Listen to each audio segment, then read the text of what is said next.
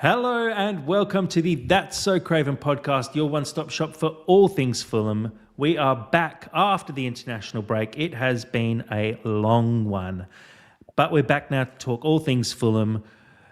Joining me today, whatever time it is, wherever you're watching, we have Dave. Dave at Crave, how are we? Well, I'm doing really well, Jack. As I said, I'm privileged to be back on with the three Aussie OGs on a Thursday afternoon. I feel very lucky. I'm really looking forward after 3 weeks of absolute boredom to be talking about Liverpool on Saturday. I'm excited. They're underperforming. Is there a chance? Do we have a chance? We're about to discuss that. And a lot of other things too, I suspect. Marco Silva, our new setup. So lots to get stuck into. So, thanks for having me. And loving the background as well for you there, Dave. We've got the Fulham FC halo scarf above your head in a beautiful new backdrop. Looks beautiful weather there at the moment. Lovely stuff. It's okay. On the flip side, Sammy in a very dark room with an extremely bright light. How are we? Yeah, I got a new light. It's burning my eyes. I'm feeling good. I'm surrounded by my family and Dave. That makes me happy. We had some technical difficulty before, and I didn't like my intro the first time around, so I'm glad I get to redo it again. And yeah, I just feel happy to be here. I feel safe. And I'm just repeating what I did in the first intro. It's just good. It's just good to be back. It's just nice to be back with the boys. And yeah, believe it or not, the intro before that was much worse than that. Believe it or not, Dad. How are we, Elton? Save us. I'm very well. Thank you very much. Nice to be back. It's been a long time, and hi to everyone listening. Good to hear you. No, I can't hear you. Good to be here. God, can you tell we're rusty, a little guys. bit out of practice? Jeez. Yeah. Let's crack straight into it, guys. We've got Liverpool coming up this weekend. I don't know if you'd call it a big game. There's a handful of games left this season. I think, 9 games to go. Fulham sitting fairly solidly in the mid-table at the moment. Liverpool struggling slightly. There's still sniffs of Europe. I did see a statistic that it is possible for 11 Premier League teams to be playing in Europe this season if a few different teams win trophies and results go certain ways. Dave, I'll start with you. Do you think we're still in with a sniff for Europe at the moment? And do you think this Liverpool game is a bit of make or break for those European spots? Ooh, that's an interesting question. We are in the mix. 7 games to go, even less than you thought, but we're in the mix. We're only a few points off it. Tricky run, I think. I think the home games offer opportunities. The away games look tough. So I don't know. I really don't know what to expect, really. I think I'm just going to take it one game at a time. I think this Liverpool game might be an opportunity. I don't think they're a happy camp. I think the fans are frustrated. I think the players are frustrated. They're coming off the back of a few defeats. It feels like one of those games that if we score first, the fans might turn on them a bit. It could be an opportunity for us, but that would require us to take our chances. So we'll have to see. But I think I'm quite happy where we are. I'm looking forward just to taking it game by game for the rest of the year. Sammy, last time out, a good result against Liverpool, Harrison Reed's screamer. Are you feeling confident going into this one? I am. I don't want to be delusional about it, but in the last couple of seasons we've actually fared pretty well against Liverpool. I'm reticent to say that we're a bogey team for them, but we've had some pretty solid results. Some really, really good contested draws.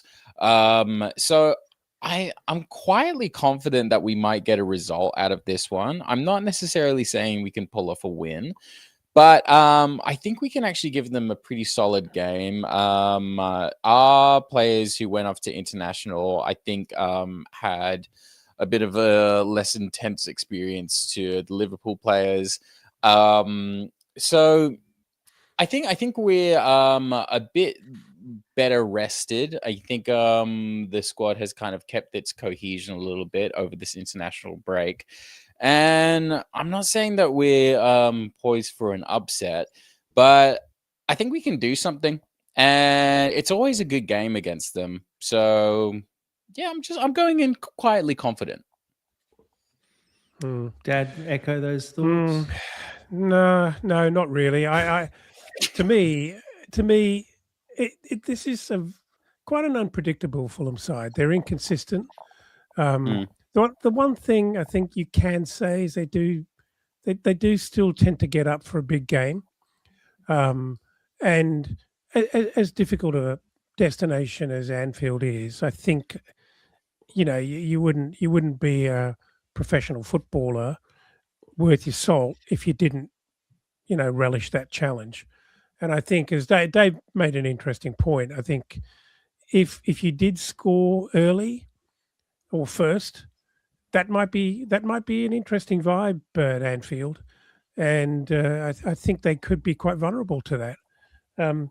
But it's, as I mentioned before in another life, we're not amazing after international breaks. We start slowly. We start games slowly in the first half. These aren't really good foreshadowing kind of traits. And so, yeah, I'm hardly bullish about it, but you never know. You just never know. It could be down to someone really pulling a rabbit out of a hat and trying to make a name for themselves. Surely someone like Harry Wilson, he can score against anyone, anywhere. And we've got a couple of players who are really of that level. It's just a matter of desire, isn't it? Yeah. Yeah, go on, Sammy. Well, I was going to say, I think a lot of it actually depends on starting lineups and just kind of what Silva actually selects, or what Silva feels is the best kind of starting 11 for this game specifically, because he could go a number of different directions. I know I'm speaking very, very vaguely right here, but I do think it's interesting, because I feel that Liverpool, they're going to start Florian Wirtz, they're going to start Szoboszlai, Gakpo, Salah, and Ekitike. I feel like their squad is quite well set, whereas I think we're potentially going to do a little bit more maneuvering and tailor ourselves. And I don't really know where Silva would go with this specific lineup, but I'm interested to hear you guys' thoughts. Well, I was going to pose a question to you, Dave. Liverpool obviously played yesterday against PSG, lost 2-0. They actually set up with 5 at the back in that game, which they haven't done for... I think I saw the last time they set up with 5 at the back was in the FA Cup, where they lost to Palace. Do you expect Liverpool to go out with the same lineup against us? Or, we saw, I think it was Frimpong starting at right back and then going with 3 in the middle, Van Dijk, Konate and Gomez. And it just didn't work against PSG at all. It hasn't worked for them this season. Do you feel like they're going to try that again? Do you feel like they'll learn from their mistakes against PSG and revert back? I mean, their form is shocking. A 2-1 loss to Wolves, a 1-1 draw with Spurs, a 2-1 loss to Brighton, and now this 2-0 loss to PSG as well. They're 4 games on the bounce without a win. What do you expect from Liverpool here? Well, they also got battered by City, didn't they?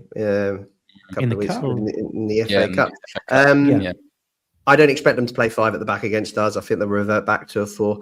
And they rested. I think they, manoeuvred their squad a little bit last night. So I think they will make changes. Isaac's back on the bench. I think he might come in. That's a little bit of a concern.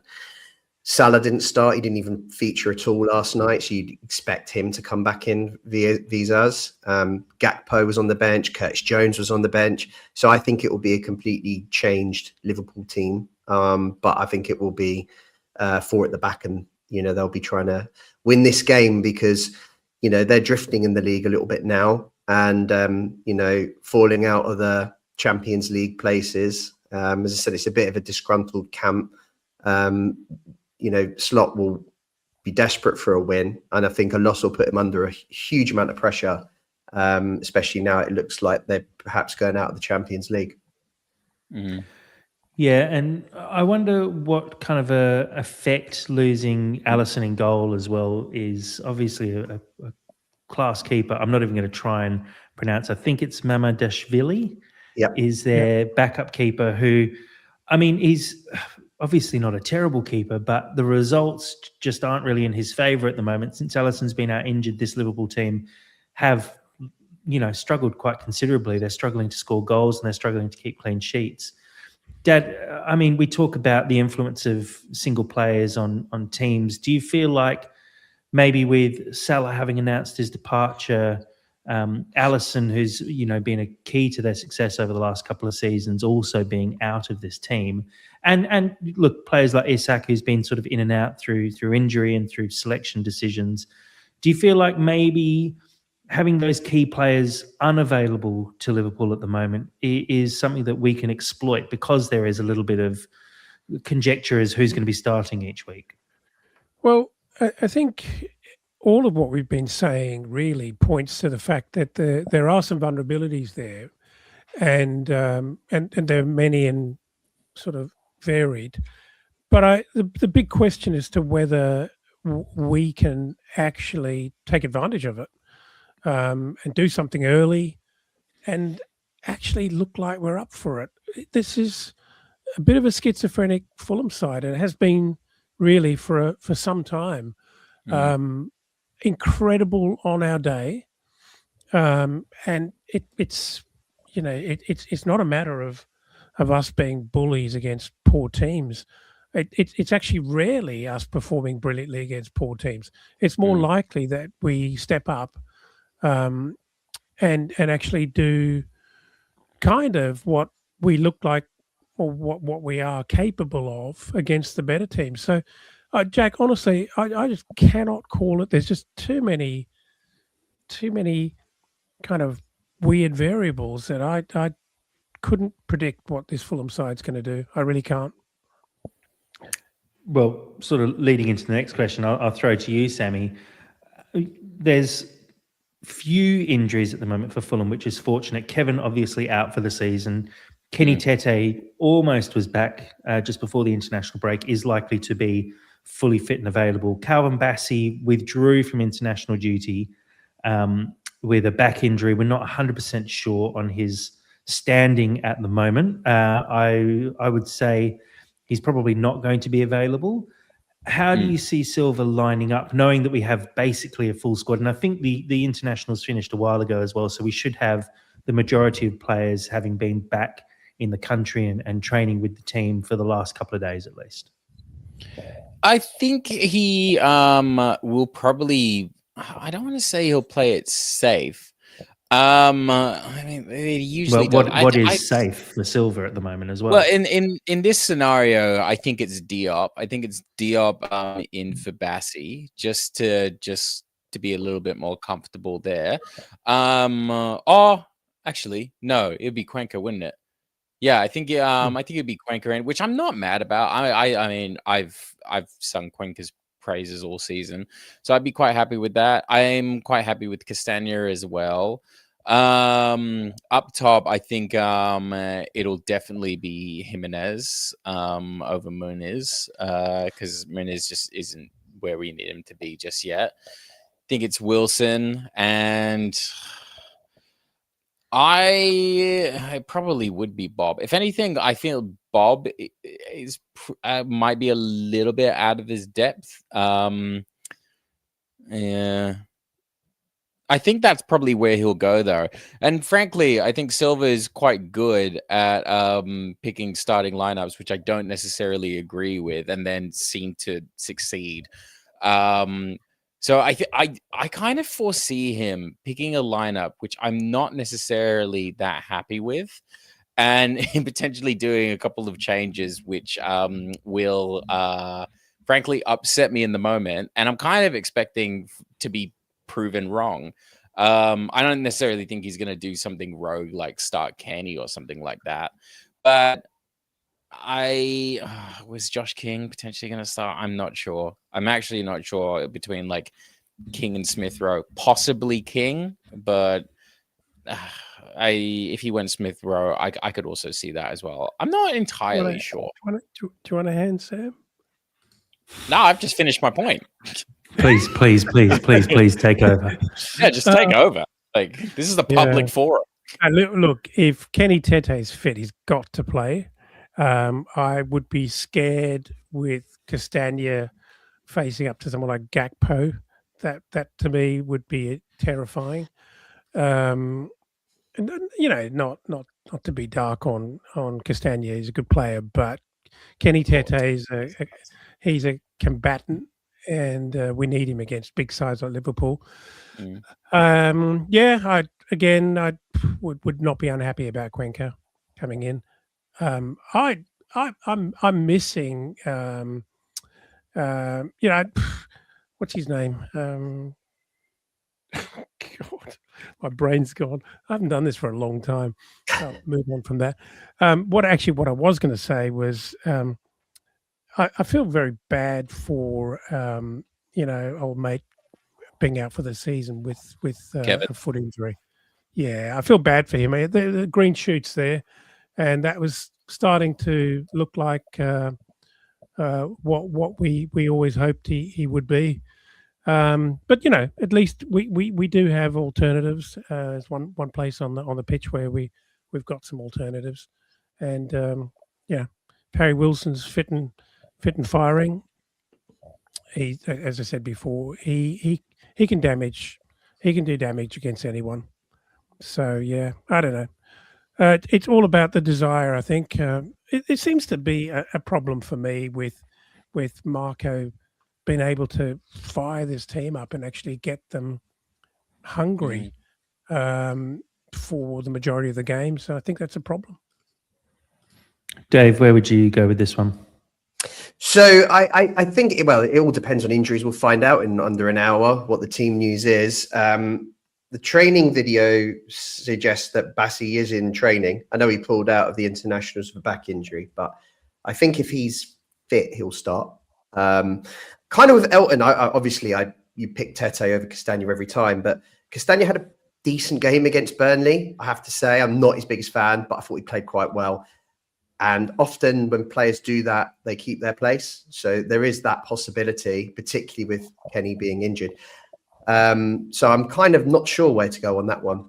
And it's the same with Cess and Robinson. I don't know which way to turn there. But I think given that Jedi performed really well against Liverpool in the past, I could see him getting the nod for there.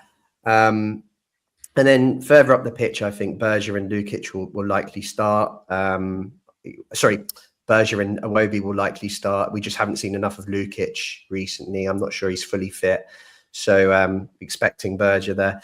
I'm with Sam on the left wing. I'm not sure Bob's done enough to keep his place. I'd like to see Chukwueze come back in there.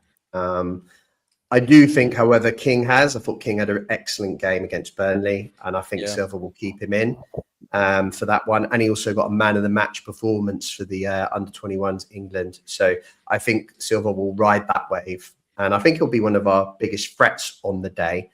And then up front, I've noticed that Silva likes starting King with Muniz. He did it earlier in the season. If you think back before Muniz got injured, they were playing as the front two together. And as soon as Muniz got fit again and King came into the side, Muniz was called back into the team against Burnley. So, and I think that wouldn't be a bad idea. I think that the physical presence of Muniz against Konate and Van Dijk at the moment would be an asset. So I think that's the way he'll go.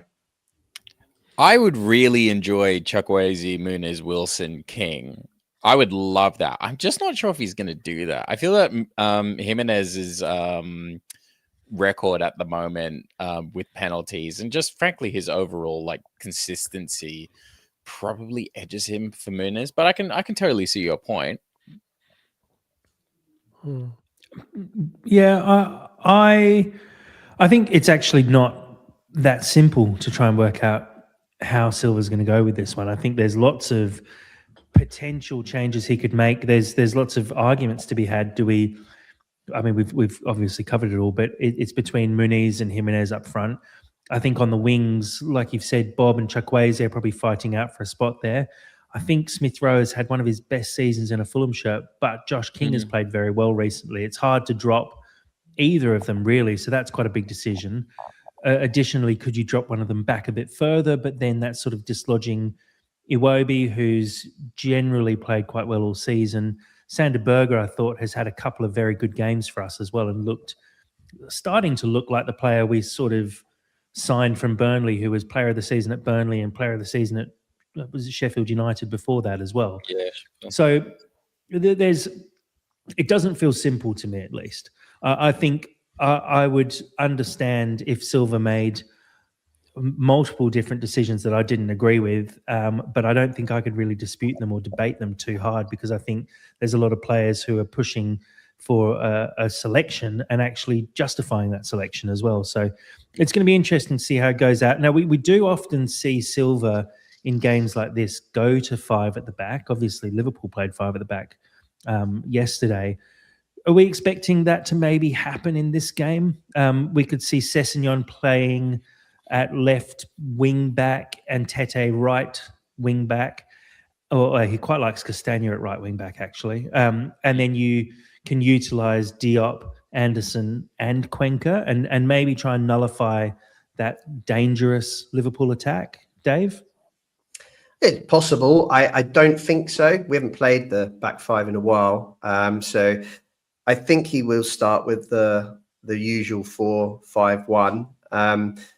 I do think the potential challenge for us is in the midfield. I know that Berger had a good game against Burnley. There's no doubt about that. But he often does when we're at home and have a lot of the ball. That's when he tends to thrive. It's when we're kind of playing away from home or against other teams where we don't have as much of the ball. I don't think he's influencing the game enough. I don't think he's breaking up play enough. And that's a concern.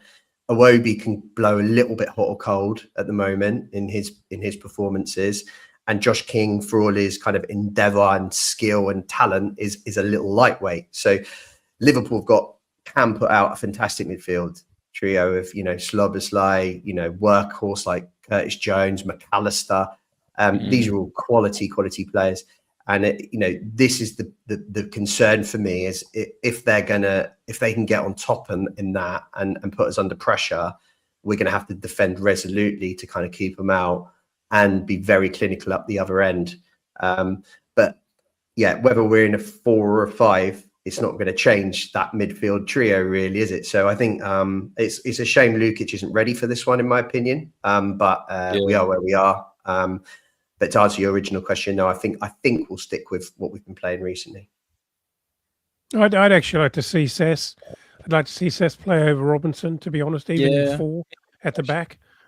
I know he hasn't played a lot of football over the last few weeks, but I still think his consistency was far better than Robinson's has been. I think Robinson looks like he's fit, but his form has just not been anything like that of the last couple of seasons, which, fair play to him. He's had a major injury and a very long rehab. But I think I'd prefer to see Sess. And again, in a big game situation, I think Sess is a man who does really lift his game, and I'd actually reward him for that. Seskin's pretty much... That's fair, yeah. I think the only thing on the flip side of that, I think Robinson hasn't been at his best. I think there's been little signs here or there that he's kind of coming back. I think he played okay for US, actually, from all reports came out. I think he's a little bit better defensively than Sess. And given we're playing Liverpool, and it could be like Salah, or I know he's off form, but he's still a threat. He may choose to just, go a little bit more pragmatic with Jedi's experience in this one. Sess can also be used as an impact sub, even from left back, and fly forward later in the game if we need him to, and give us an attacking outlet. if we need him. So I think I hear you. I think that Cess is probably in better form and maybe even deserves the place. But I think for this particular game, he might opt for the experience of Jedi. Yeah, fair. Ooh. Yeah, I also would say Jedi usually plays incredibly well against Liverpool, so it's probably not the worst call. And you know, really, he is our starting left back and should be our starting left back.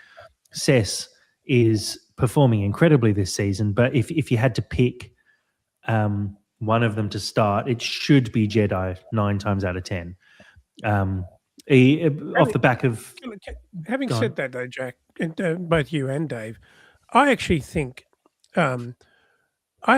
Cess's defending has been better in the last 12 months way better than I expected.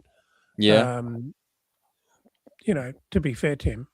No, I agree. Yeah. I think that the only thing is, I think he's more attacking at the moment. He can Yeah. he can kind of get in behind Cess, and I think teams have done that to us. And that's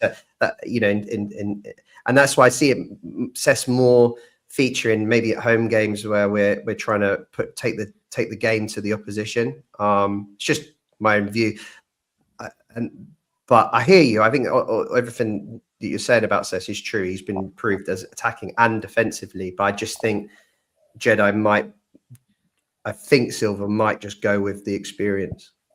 Yeah.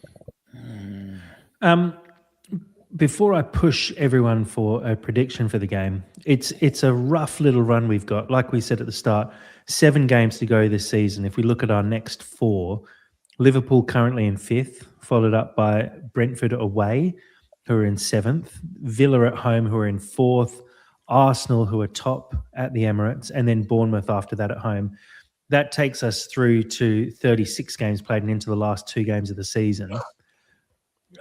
I mean, it's one of those things you talk about when the season is kind of over, especially as a mid-table side. If we don't get points against Liverpool and maybe don't get anything against Brentford the week after, do we feel like maybe the season has slipped away from us and maybe we will be on the beach because it's tough fixtures for the run-in for the rest of the season? Ooh. To me, this has been a really weird season because by the time we'd got to, I actually thought, in my head, I thought we really weren't doing that well. But as we were approaching Christmas, we had a lot of points. And, it seemed kind of weird how we'd accumulated those points because I felt like we were all over the place. And it's not that unusual for Fulham to be fading out as the season progresses or as we get close to the end of the season. There's nothing particularly new, but yeah, I think it depends what your expectation is, Jack. I think, given our purchases and how the squad's generally been going, we seem to always kind of try to measure ourselves by how close we get to a European qualifying spot. And whilst we've sort of been in touching distance and sniffing distance of it a couple of times, I just think that cannot be the expectation for this season unless we make a bunch of changes, and we can talk about that another time. But yeah, it's not surprising to me that we're falling away a little bit. We're all over the place. The romantic in me kind of sees this season as either kind of the beginning of a great run for next season, or kind of potentially the start of a demise, because it has. I think we've overperformed, kind of in spite of like a lot of circumstances. But yeah, even though it's been quite a successful season on paper, it hasn't really felt that way. Does that make sense? Yeah, certainly. It's kind of been like.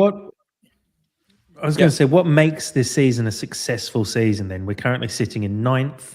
We have 44 points. I think what's our record? 57 points? I don't think it's as high as that. I think it's 54. Or 56 maybe, or it could be 54. So, you know, we have the potential to maybe hit a record. Is Europe a successful season? And what constitutes a success and what constitutes a failure from here? Well, I think I think it's probably fair to say we've climatized a little bit with our expectations, because we've kind of been sitting in the same place for the last couple of years now, which I don't want to crap on in any way, shape, or form, because I love where we currently are. I think it's actually incredible, but we should have higher aspirations, and we should be looking to kind of ascend to that European level, or at least be making clear and obvious steps to kind of do that. And it doesn't really feel that we've made that. It's kind of almost just felt like business as usual, but we've still kind of had to work for business as usual, if that makes sense. Because it feels like we're trying, and it feels that we're trucking away, doing good. But us doing good is kind of just leaving us in the same place that we've been for the past 2 seasons, which is still a great place. But yeah, I'm not sure if I'm articulating myself well, but is my point at least getting through anywhere? Latvia, I believe. Sure. I like the Baltics. Dad, question, I'll pose it to you. What constitutes a successful season from here? Look, I guess in the end, it's always measured in terms of not so much points scored, but league finishing position. I think that's what people really look to. I think that's the major kind of KPI indicator, whatever you want to call it. So, you know, top half the table is probably a really great result, but my sort of overwhelming sense and feeling is that I just carry a lot of frustration that, given our resources, given what we've got in the toolbox, potentially, theoretically, I think we're underachieving. And I know that might seem silly, but I really do believe that, given what could be done, we're underachieving. Jack, you're on mute. Before I pivot into some questions and sort of to expand on that point, I'll get a prediction for the game. Dave, I'll throw you first.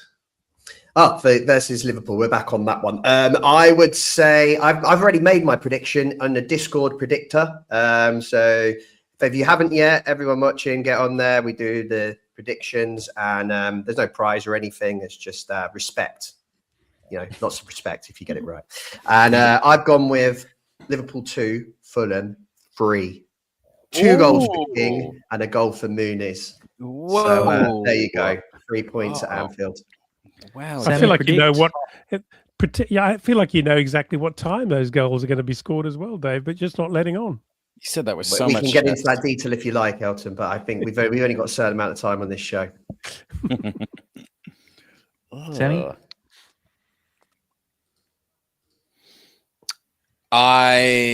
It's so boring, but really long radio pause, Sam.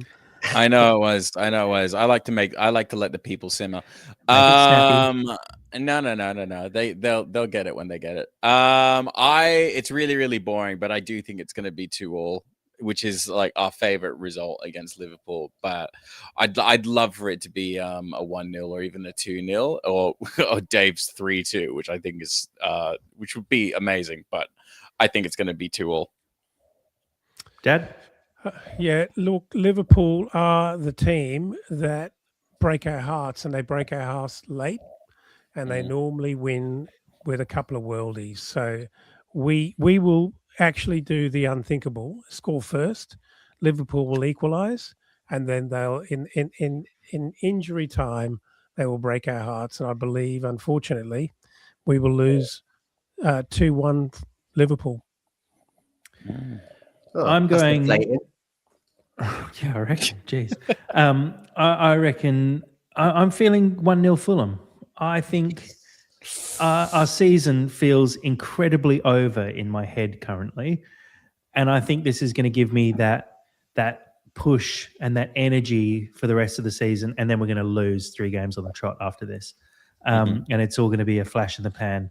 But I genuinely feel like we could grab something from this one. I think Liverpool are in a bit of disarray at the moment. There's pressure. They'll be thinking about that Champions League game. They'll be thinking about trying to push further up the table, and they've got a bit of a gap there. I think it's 5 points off Villa at the moment. If they don't win that Champions League tie significantly, because they're 2-0 down, they are probably not going to get Champions League football this season. So I can see us maybe getting in their heads a little bit and getting a 1-0 victory here. What I'll do, guys, we'll pivot to some questions from our Discord. And I think they're going to revolve around a similar topic in general. This one's from Stuart Roberts. The question is, when should the club give up on Marco signing? It's been floating around for all season. It feels like it's been floating around for the last 4 seasons. But Dave, as a Marco stan, when should we all, and maybe the club as well, give up on Marco signing a new contract? It's a really weird situation because the supporter base is understandably frustrated that we don't have clarity on this one way or the other. And people are getting quite angry. It's getting quite tribal. But the club appear to be pretty relaxed about the situation from what I can see, from little reports we hear from Fulham Fan News and the likes. There seems to be confidence in the club that he will eventually sign. And then we're also not linked with any managers. And you would expect that. You'd expect something to leak if we were, talking to people or making inquiries. So is there this confidence from the club must be strong. There must be some sort of, understanding that inevitably this will get sorted is the only conclusion I can reach on that. I don't know what's going on behind the scenes. There's obviously a reason why Marco's leaving it late, and I think I know why. I think he's exploring the market for other opportunities because he's an ambitious coach. Some people will begrudge him that. Again, I understand that. I don't. He's not a Fulham fan. He's a professional manager. He wants to kick on, and he probably thinks that the club haven't met that ambition. We know that Marco wants to, the club to focus on improving the team every summer and get the players in early so he can work with them pre-season, and he just doesn't get that. So if he's at the end of his tether and he thinks he needs a change, he may have made his mind up. But I think if that was the case and the club knew that, we'd be starting to get linked with people. So I don't really know what's going on, but I take some comfort in the fact that the club and Marco seem very relaxed about it. And I hope that just means it's a formality because I want Marco Silva to stay. Sammy, pre-pod, we were tossing around some debate ideas of questions we could ask each other to get some roaring debates going in the podcast. And you posed one, which was, in fact, I'll allow you to pose it to the group. So I'm going to meander my way through it. But okay, I'm going to pose it to the group then. Okay. We're not meandering. Sammy, as you posed, this Fulham team will not make Europe with Marco Silva at the helm, effectively. Yes. So, and what I mean by that is I think all great teams require a manager to take a team from the rubble and actually build them to the point where they are formidable, but they just require that extra step. And then following that manager, another manager comes in and then starts to reap the benefits and actually kind of closes out the circle a little bit. I think Guardiola following Mancini. Think Slot closing out what Klopp did. I think it's kind of a natural progression because if nothing else, Silva, God love him, he's done so much for us. I mean, taking us from like the championship position to where we are at now, that is crazy. And sustaining that for as long as he has been such an incredible feat that I think it's quite hard for me to ask more of him. But I think if somebody kind of comes in, I think of us also as well, like an Unai Emery at Aston Villa. I think it does require a manager of Marco Silva's caliber to actually take a team to a certain level. And then it requires another manager to come in and basically pick up the baton and take it further. And I'm not saying that if Marco Silva had come in at this point, he would not be able to take us to Europe. I think he might actually have been able to do that, but that's not the scenario that we're dealing with. And I think it's not Marco's destiny to take us to Europe. It's Marco's destiny to lay the foundation for another manager to ascend that next point. Yeah. Discuss. Yeah. I mean, Well, go on, Melton, you go. yeah, look, firstly, Stuart, we actually began this answering Stuart's question, and somehow ended up in a debate. Firstly, Stuart, I'm still waiting on my birthday cake. So yeah, I'm still waiting for that. Look, how long do we wait before we give up on Silva? I think it's a weird one, really. I mean, it's we expect the manager to make his commitment, and so that everyone's got clarity and certainty. But in the end, it's not down to the manager. It's actually down to the club to actually secure the manager. The club makes the decision as to whether they want to re-sign the manager, extend him, pay him the money that he's after, or tell him to keep marching. The manager can't insist on anything, particularly at the end of his contract. So I think we have no idea what's happening in the background. Everyone assumes Silva's being a bit of a dickhead about it, but I'm not sure that that's actually true. Who knows? So I say that, unfortunately, is anyone surprised that this thing has been dragged out to the 11th hour? That's how we do business. We do it with new players, and we do it with existing players, and we do it with our manager, apparently. So is anyone surprised? In terms of, whether Silva is the man to take us forward, the frustration I was referring to, and I'm always kind of referring to, and it always bubbles within me, is that, in my view, we are an unusual club with incredibly wealthy owners, so the resources are there. We have the weirdest structure commercially, in that it's not an elite commercial setup. It's a family business, and so therefore there are some blockages to those resources flowing, and that will always be a source of incredible frustration to me. That's not to say that money hasn't been spent. It absolutely has, but normally under duress, or when we're in a corner, or when we have to do absolutely something, and then we go out and splurge on a couple of players when we actually needed a central midfielder. But it's all over the place. Doesn't seem like there's a really good strategy in place with a long-term vision to incrementally keep sort of striking the milestones off towards our goal of playing Champions League, for example, which has to be perfectly achievable over a long haul if we do it right. But we seem to be more interested in surviving and somehow sort of ending up comfortably mid-table every season, and doing it on on the minimum amount of funds that we can get away with. That's not ambition. It's pragmatic, but it's not ambition. And I think that, for me, is where the frustration lies.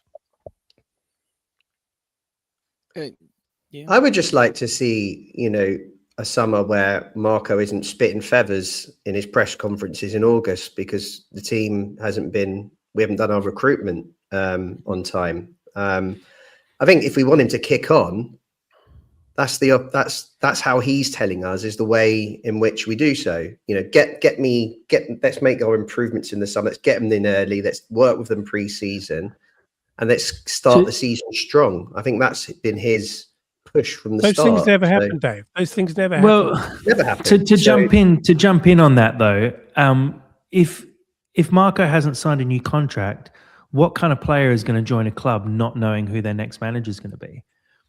Who's going to have a conversation with Silva, and Silva's going to sell this great plan, and the players sitting down with Silva going, "So, wait, are you going to be here next season? We just signed Oscar Bob, and you're asking me to sign a contract." We did, but that was mid-season to have Silva, and maybe with the potential. At least he's got 6 months with Silva and the project, and maybe Oscar Bob's looking at it as well, going, I can't get a game at Man City, so I need to get a game somewhere. And Fulham's and I think that's the point. That's the point I'm making, is that players have their own perspective. Oscar Bob wanted to play football, and he had an opportunity to move here. And managers come and go. It's quite rare actually that a club will keep a manager as long as we've kept Silva. So I think players know that. I don't think that's as important. I think it's an important factor. In terms of keeping the current squad happy, because I think they've got a strong relationship with Marco. But I think when it comes to bringing players in, I think players from outside this club know that the managerial turnaround is quite high, and really they're moving for their own perspective, which is usually salary, opportunity to play, those kind of points. I also think that's a bit of a circular argument, Jack, because I would say that what some of us are arguing is that the reason why we're in this situation is that Marco shares the frustration that some of us do, and we've arrived at that situation because he hasn't been provided with the things that he's asked for and that any manager could reasonably ask for. But yes, but at the same time, that's one thing. But the club are asking him to sign a new contract, and he's also pussyfooting around. Is he not doing exactly what the club do? Well, we don't know. New signings. We don't know. Maybe they've said, we're not giving you an increase. For sure. We're not giving you an increase. If that's the case, so he would have come out and just gone like Glasner did at Palace and said, I'm gone at the end of the season. If that was the actual case, because he'd be thinking about himself as well and going, right, where am I off to next? So I think we need to probably be a little bit harsher on Silva, and there is a flow on at that point to the transfer business as well, because the key transfer we should be aiming to close out before August is Marco Silva. Because if we don't have a manager going into the season, we're left with trying to chase down a list of a list of managers and not able to find one. That's the most important contract to be finalised, not new players. It's Silva. And if we don't finalise Silva, we're not going to finalise players before that. So I think we have to at some point just go, fuck it. If he's not signing, if he's not signing a contract, chuff him off and get rid of him and move on to the next manager who will sign a contract, and then we can bring in some players around that new project. Think about what you're saying. You're trying to do. You're suggesting the club should be is somehow frustrated that Silva won't do early business. That is not how this club works. They never. It's very, very rare that they chase their man and do it early. I'm saying Silva constantly complains about not doing early business, and yet he is the one now holding up early business. I think he is so tired and just irritated, and I've said it for a couple of seasons when there was murmurings of him leaving, and I think it's truer now than ever. If he decides to leave at the end of the season, I really, really can't blame him, or I can't really critique him in any way. I think he's fully done enough for the club to justify his position still being in our good books, and there wouldn't be any love loss. And I think he's just frankly annoyed with the Khan system, and I think he's just gonna hold it out for as long as physically possible. And if they offer him a raucous deal and a raucous amount of money, he'll probably take it, but I don't think he's just going to stick around for the bog standard deal that he's had for the last couple of seasons. I agree I with had you. to I think scroll back to Skibby's comment here just to put it on our screen. Also, Why do we Skibby's treat been players? relentless in the chat just quietly. He's been going. Why do we mentally treat chat. players as no one is bigger than the club but sympathise with Silva? If he thinks he is bigger than the club, Damn then right. go. See, I think that's the other way around. I think that Silva's getting a much harder time than Harry Wilson is, for example, who also hasn't signed a contract. I feel like everyone's quite pragmatic about Harry's ambition to, get the best contract possible, or I'm off. Silva's actually under a lot of pressure. Yet, I think Fulham's done a lot for Harry Wilson. I think we've, given him opportunities. He's on a pretty decent contract now already. And he's rewarded us this season. Before that, he's pretty inconsistent, for all honest, but he's rewarded us this season. Silva's been brilliant for us since he took over. Absolutely fantastic. I think there's more of an emotional element, though, to Silva than to Harry Wilson, because I don't think you get the Harry Wilson that we have now without Silva being there to guide him. And I think the idea that Silva might leave us hurts the fan base quite a lot more than Harry Wilson potentially leaving. And that incites worry, and that incites a bit more outrage than Wilson dicking around with the deal. I think the player one is slightly different, because you look at Harry Wilson. If he leaves Fulham, he's definitely going to have options. There are options out there for him where there's clubs who have already said they're interested. There's clubs who tried to get him already. He will get more money, probably wherever he goes, because he'll command it based off the back of a couple of good seasons. And I think it's different for Marco Silva, though. There's no clubs out there, I don't personally think, that are above where Fulham are or have the same ceiling that Fulham have, who would take on a Marco Silva. Maybe Spurs, but again, Spurs have had countless opportunities over the last 4 or 5 seasons to pick up Silva. And they haven't done. They've picked up everyone except for Marco Silva over the last 4 years. So I just don't see where Silva thinks he's going to end up if he doesn't sign a new contract with Fulham. And that's why I just feel like it's frustrating, because he's just dragging it out when it should be quite a simple conversation. I know we don't know what's happening in a boardroom, and maybe he's wanting 100 million more for a transfer budget. Well, yeah, of course. But what I mean is he might be saying, I need 200 million to spend in the next transfer window. And that is what's holding everything up. Or maybe he's arguing over 5,000 across a whole season in his back pocket. It's impossible to know exactly what the conversations are and what's holding it up. But it just feels like we just can't be held ransom by a manager for this long, because it has dragged the entire season. We've been talking about this Silva contract. And Wilson, I think we've all just agreed that Wilson's off. The thing is, it doesn't feel like Marco's off. It feels still quite 50-50. With Wilson, it feels like 90% he's gone, and we can just accept that. And that's maybe why he's not getting the hard time. Whereas Silva, everything we hear is he's probably going to sign a contract. So why hasn't he signed a contract? It's quite a toxic little relationship we've got ourselves in with Marco Silva, isn't it?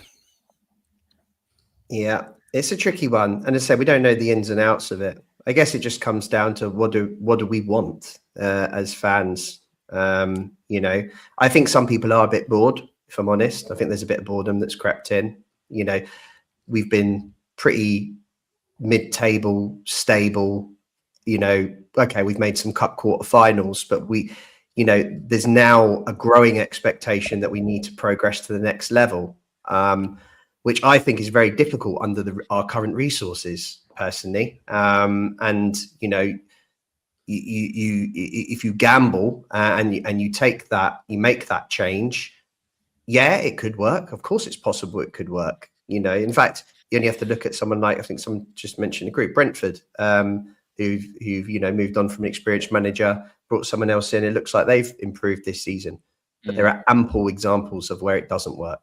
And this club in particular, I think the players are all very much in the Marco Silva camp. I think he's very popular with the players at the club, and it would just concern me if we get that next appointment wrong and the players don't react.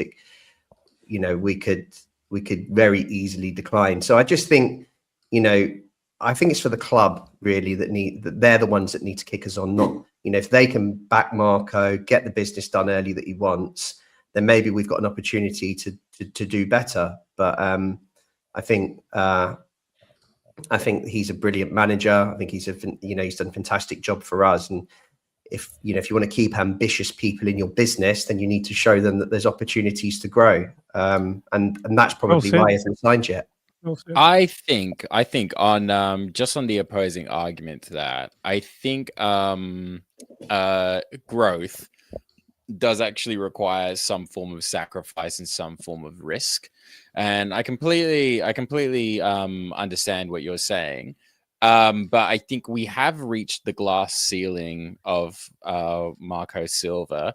And Father, what's Einstein's definition of insanity?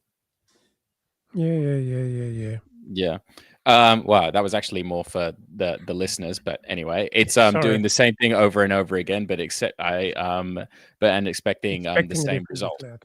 Yeah. And I think with Silva, it's not a bad result, but I do think we're going to be in the same place. And I think we have to at some point bet on the players and bet on our future, and recognize that we just need to maybe make a change, and that change will put us in the right direction, because it might not work out, but what we do know for certain is where we currently are with Marco Silva, I don't think we're going to get higher than that.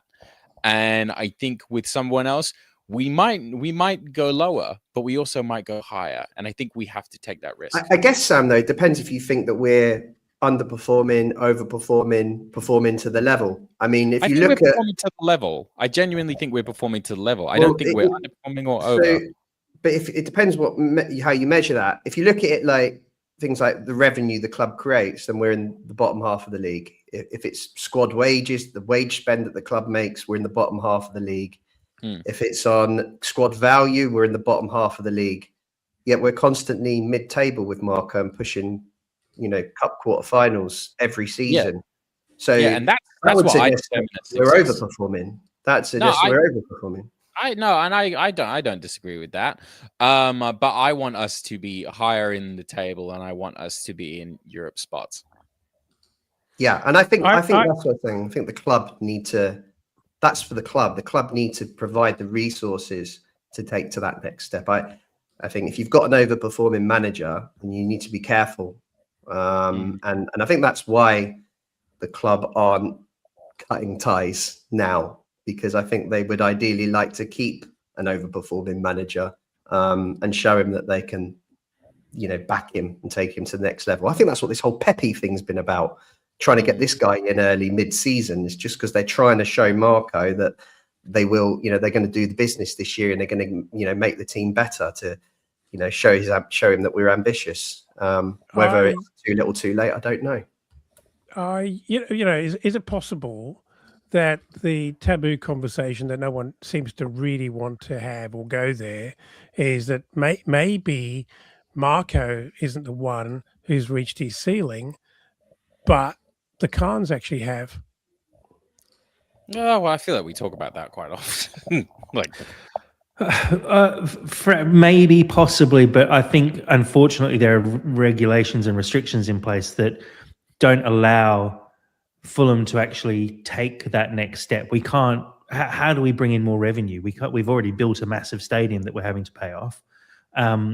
We can't spend more on wages because we're not bringing in enough money in the But we first can, place. Like, but we can buy earlier, and we can, actually fully support the manager. We don't know what really goes on. But if Marco is to be believed, and I don't think he's very good at hiding his feelings, so I tend to believe that he's frustrated when he looks frustrated, and I tend to believe he's angry when he looks angry. he's also exceptionally petty, though, as well. And we see it with the selections he makes and then goes, oh, well, if the club would sign some new players, and he makes these dumb selections. So I think that you can say he does get frustrated, but on top of that, he also so the Khans need a yes man. The Khans need a yes. The chemistry's not good. Marco's ambitious, wants someone to back him, passionate, very open, and a hothead for sure. But maybe the Khans need a yes man, like an Ali Mack, who just does. Yeah, but a yes man doesn't take you to Europe. Exactly. I think the Khans I think in particular Shahid Khan likes Marco and wants him to stay. They wouldn't have offered him a new contract otherwise. So I think they desperately want to keep him, and I think that's the right move. But I don't know. Who knows? It feels like it's really difficult to answer. But I, as I said at the very start, I do take a little bit for comfort for the fact that we're not linked with new managers at the moment. That suggests that there is open dialogue and must be a confidence that it's going to get resolved.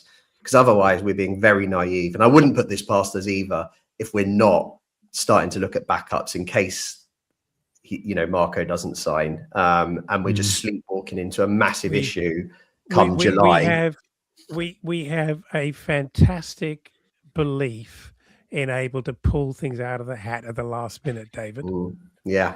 Can I pose a question to the group? Not like what you think would be the best managerial signing following Silva, but what would be your favorite? Because to quote Mark, I mean the most vibe signings for us would probably be Postecoglou, wouldn't it? Oh God.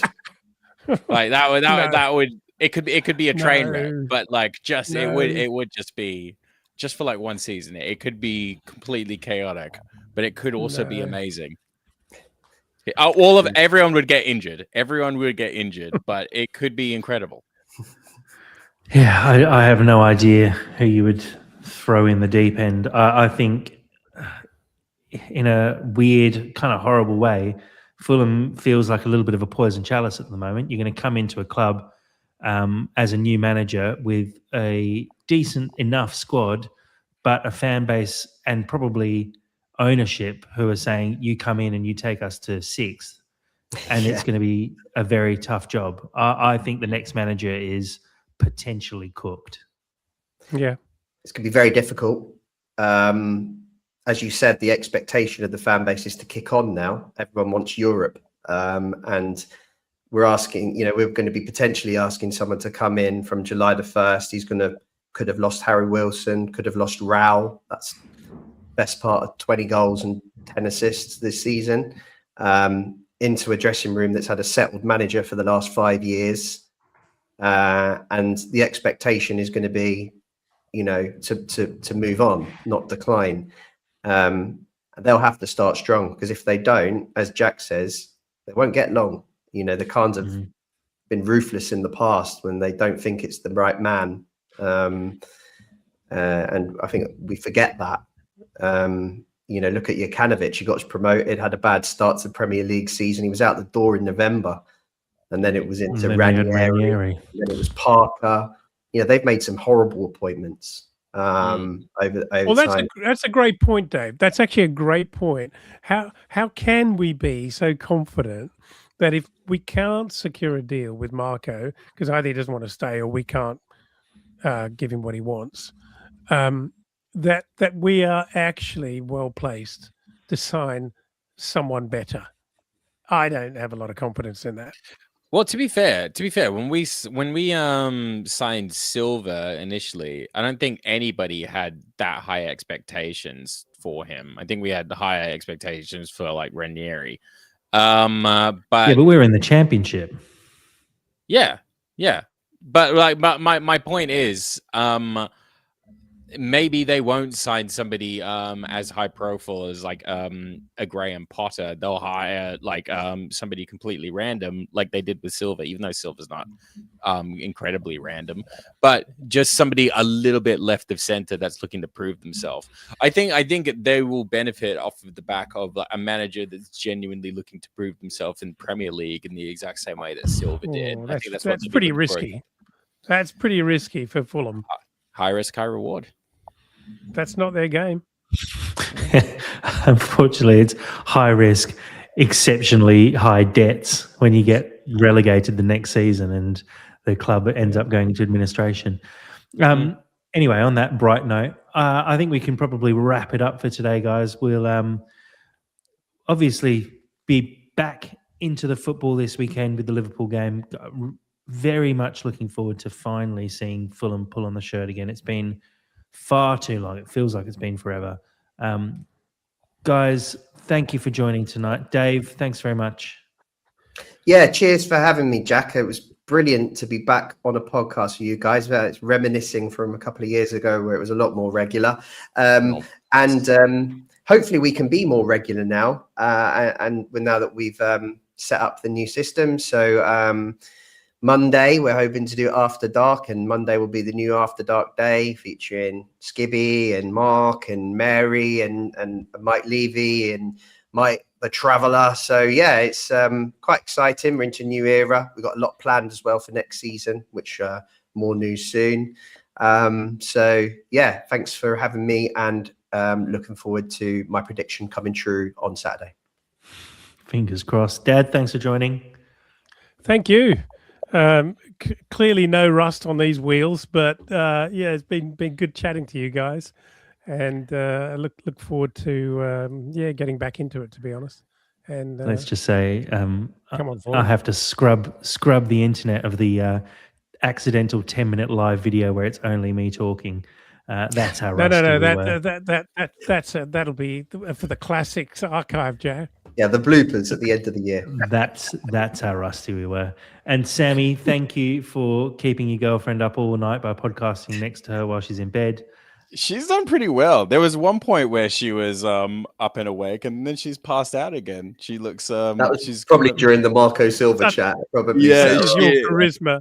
Yeah. No, she said before, I don't care what's happening, but I just like hearing it sometimes. And she's cocooned in the corner right now. You say that now, you're going to wake up with a note on your pillow in the morning. Oh no. She knew exactly what she was getting herself in for. I prepped her. No, but I've loved being here. I've been up since 6 a.m. and I'm a bit drunk right now. So I feel like even though I've been rusty, I've done okay. And that's all that I can hope for. And the podcasting game is about law of averages. And I just keep on coming back. As per Dave's new schedule, I will be here and I will be consistent. No, it's great to be back. For the fans. It's for the fans. It's for the fans. Dave is doing you a service, and you should be thankful. A big thank you to everyone who joined us on the live stream on YouTube, X, and Facebook today. Really appreciate it. As Dave has mentioned as well, we are going to try and be a little bit more regular. I know we've been a little bit off the last couple of months. There's been a lot going on for everyone involved. We've had babies, we've had all sorts going on. So we're back on board now, and we're hoping to be a lot more regular as we go. So, Sammy, I'll let you take us out for this one. Come on, you whites. That sounded